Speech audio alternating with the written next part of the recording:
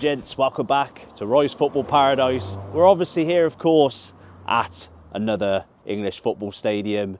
Now, this is one I've been wanting to come to for a while. You might be thinking, that's weird, you're from Gloucestershire, why would you want to travel all the way up to Barnsley? Well, you've read the title of the video. We'll get on to that beautiful, kind of controversial and some, well, not controversial, it divides opinion, the Barnsley shirt. We'll get on to that at the moment. The club shop's over there in the distance. But obviously on Roy's Football Paradise, we tend to take a look at the ground. We tend to look at the club's history, learn a bit about the club, because I'll be honest with you, Barnsley Football Club is a club I don't know that much about. Obviously, being born in '89, a 90s kid growing up in the early years of the Premier League, I remember Barnsley's one season stint in the top tier of English football in the Premier League. Apparently there was like a 99-year build-up to get to the top tier of English football.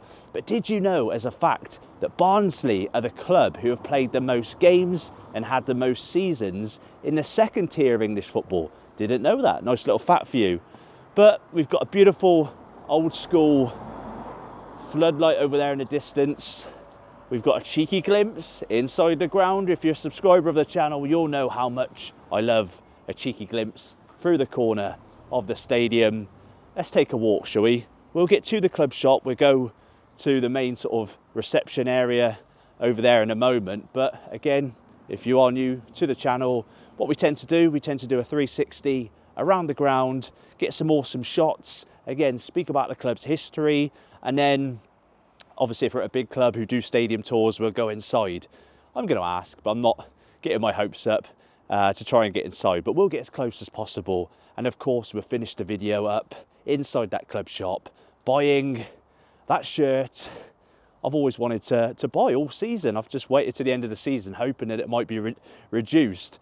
But the reason why I've come here to Oakwell, the Oakwell Stadium today, was we were at Kenilworth Road this past Saturday for a women's game. It was like the EFL Women's Cup final or something.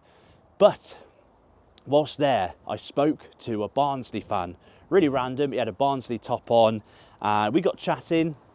And I said to him, I've always wanted to go to Oakwell, and I want to get to there before the end of the season because I love the shirt. He looked at me like he was going to punch me. He's a Barnsley fan who hates the current home shirt. If you've not seen it, I'm not going to put a picture on the screen. It's unique, very USA 94 World Cup. Anyway, this glorious stadium, Oakwell, is named Oakwell because the site the stadium's built on, all the way back in it opened in 1888, but it had a well and an oak tree on the site.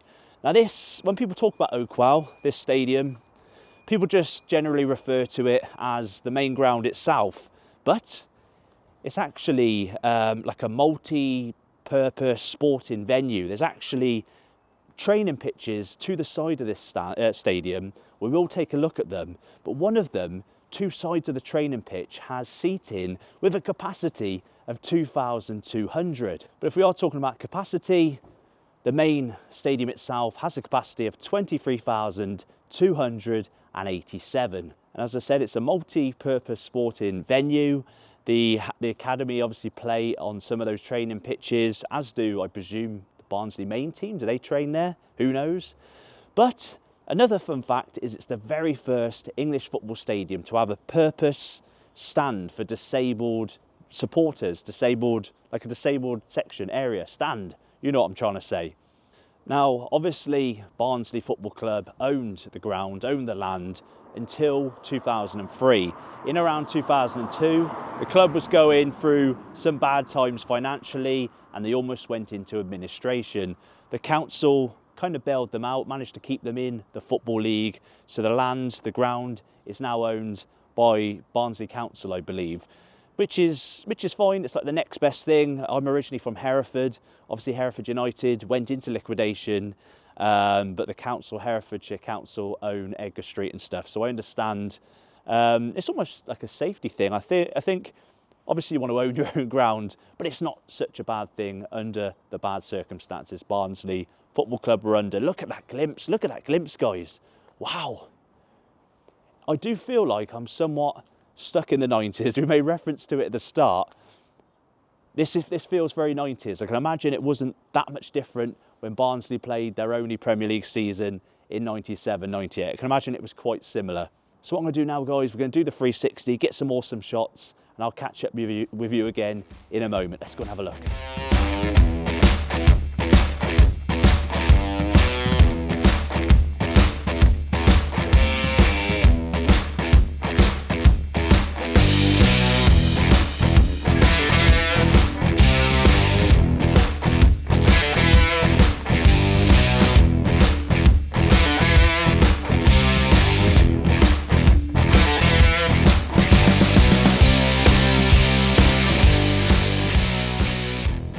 Right then, guys, we've got the money shot. Over there, the Barry Murphy stand.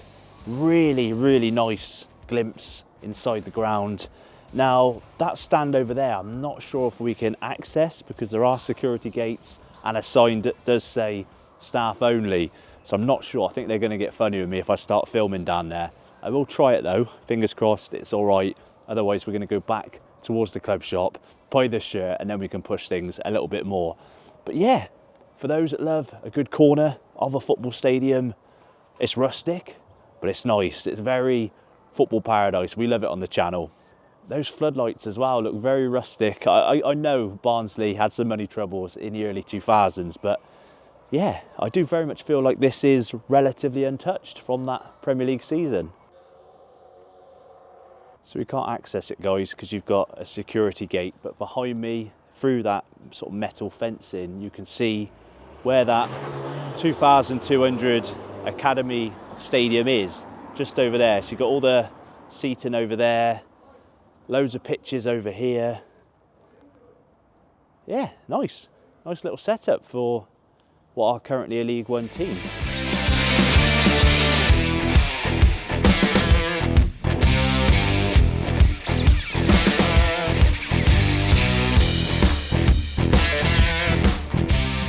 Right, so I'm going to be honest with you guys, I have snuck through.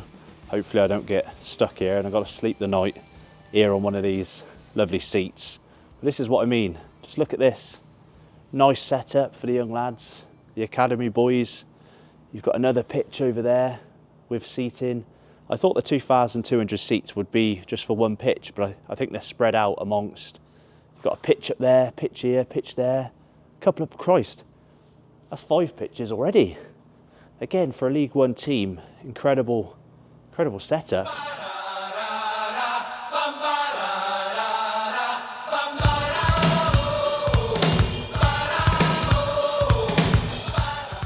Yeah, everyone's so friendly up north, aren't they? A couple of lads, a couple of academy lads. Nothing to see apart from those pitches. Can't walk the other way around. So, hope that gives you an idea though as to the multi-purpose facilities they've got here. We're going to make our way back to the main front. I'm not sure again what that stand's called, but we'll find out in a moment, which is of course where the club shop is, which is the reason I'm not just here to get a shirt, I'm here to learn about Barnsley. But whilst we're making our way up there, I want to make a controversial statement, opinion. I'm sure Barnsley fans will probably disagree, but I do prefer that badge they had in the Premier League. What was it? Was it like a bulldog? It had a nice mascot on the front. I think it was a bulldog. Unique, unorthodox, quirky. Words we use very often on the channel. I do like the shield as well though, nothing wrong with the current badge. Here we are. So the name of the stand is the Norman Rimington South Stand. Nice. Let's go check it out.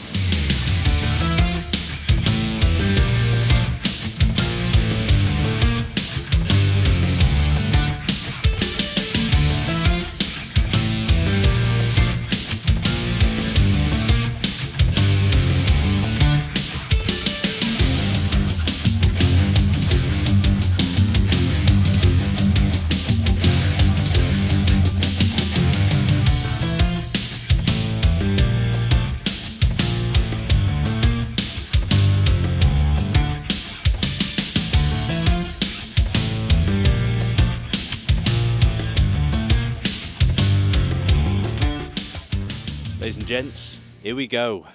I'm going to give you a closer look of this beautiful shirt at the end of the video. But I couldn't resist whacking it on. The sun's come out. It's glorious here in Barnsley.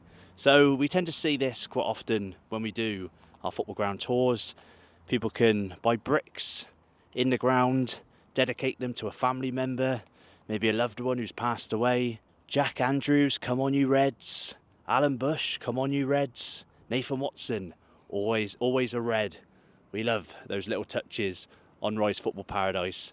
So we're heading towards now the East Stand. You can see the turnstiles behind me. There we go. I've got the bloody face tracker on, so I'm going to have to run some overlays over the top.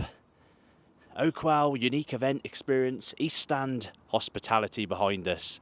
Now the setting really is beautiful this side. You've got kind of a forestry kind of setting, a contrast to those terraced houses, the more traditional of settings amongst the Oakwell Stadium. But remember, they named this after an oak tree and a well, apparently, according to Wikipedia. And you can see why. There is a bit of litter knocking about. Can't blame Barnsley too much.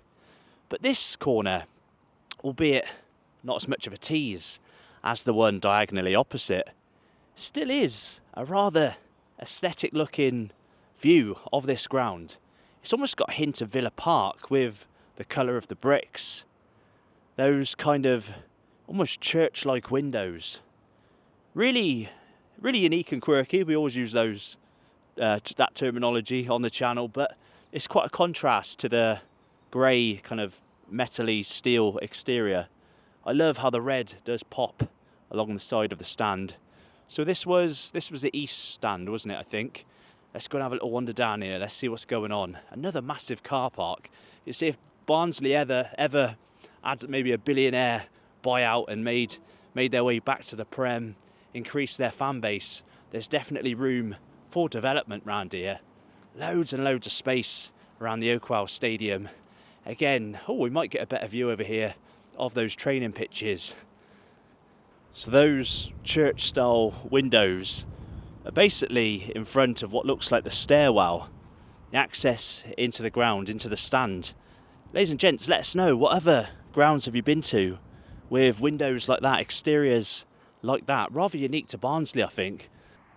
So we spoke about the old badge earlier on. Here's a little nod to that, slightly worn off the wall. Still a nice badge, don't get me wrong. Still a very aesthetically pleasing badge. But I did like that old badge. Again, let us know in the comments. New badge or old badge, what we saying? You can't see it too well from here, but another cheeky glimpse. Now that stand over in the distance, I'm guessing the West Stand, if that's the East Stand there, does look a little bit like an old school kind of Johnny Haynes, Stevenage Road, Fulham style stand. It's got the supporting beams, similar roof to what you'd find in an old Archibald Leach designed stand. I'm not sure if Leach was involved with Oakwell. Should have done my research a little bit better. You know we love Archibald Leach on the channel. I appreciate that. You're an absolute star. Thank you for that. I'll keep an eye out for the stadium tours that are coming up as well, because I think it's the trust that do all yeah. our. But, like I say, we're here. If you want to come and have a look around, it's fine. I'm trying to do the 92. I'm trying to get to everywhere. Yeah, but it's obviously a bloody mission, isn't it?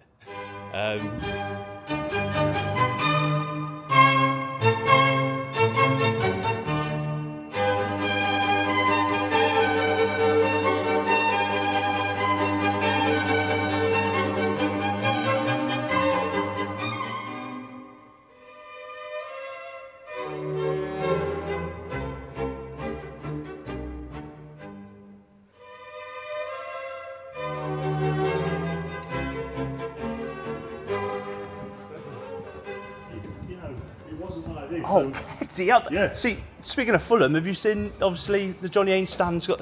Yeah. So is this the original seating, or was this... Yeah. Oh my God, I wasn't expecting this. Wow. You see it in one, you'll see us. They're just tiny. So, because of the Bradford fire disaster and stuff, I guess, was that mainly with roofing? So it's all wood, but underneath is all concrete now. Whereas underneath. Before the Bradford fire disaster, it was gaps, and this is what started it. Everything dropped down. So that's the gantry up there, and then the is this the press down here, or Or is that that's directors there? They still sit in here, the directors. directors in that little bit there? Yeah. And then the press are just where those boxes are, just next to it on the left hand side. That's where the press. Oh, up there. And then the other side of the stand is closed. Ah.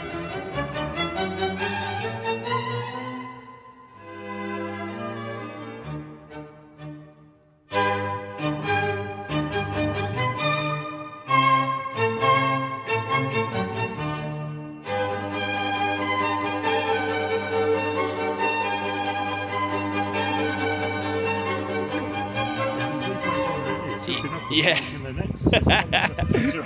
Straight on, and this little lip here, look. Exactly. Yeah. It's still there. Yeah.